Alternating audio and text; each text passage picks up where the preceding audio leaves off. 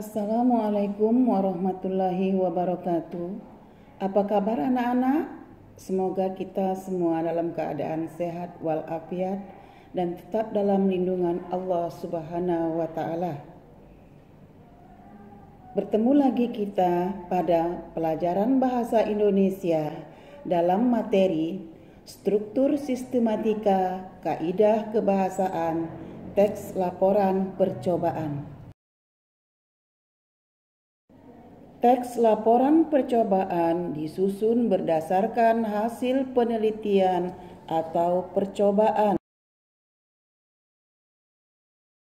Penelitian ini dilakukan oleh SMP Negeri 1 Tanjung Pinang yang melakukan uji penelitian terhadap vitamin C yang terkandung pada buah dan sayur.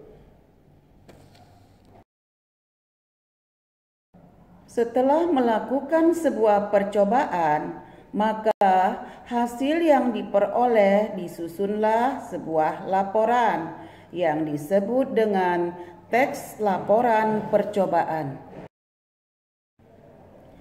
Teks laporan percobaan terdiri atas struktur tes dan kaidah kebahasaan. Struktur teks terdiri atas bahagian umum atau menentukan klasifikasi aspek dari sesuatu yang dibahas secara umum, contoh tumbuhan, hewan, dan lain-lain. Sedangkan uraian menggambarkan sesuatu yang dibahas secara terperinci, bahagian per bahagian, kebiasaan atau kebutuhan, penggunaan bahan dan alat, perilaku alamiah, dan hal khusus. Sistematika laporan percobaan terdiri atas judul, objek, pelaku, tempat dan waktu, tujuan, bahan dan alat, langkah, hasil percobaan, simpulan, dan daftar pustaka. Sedangkan kaidah kebahasaan teks laporan percobaan memiliki ciri-ciri: 1. Memperkenalkan aspek umum atau kelompok seperti transportasi umum, makanan bergizi, makanan tradisional, dan lain-lain. Kedua, menggunakan kata tugas hubungan logis seperti ketika, maka, lalu, atau kemudian. Kata tugas digunakan untuk menjaga tulisan tetap padu atau koheren. Ketiga, menggunakan kalimat aktif. Keempat, menggunakan kata kerja aktif untuk menggambarkan proses dan aksi.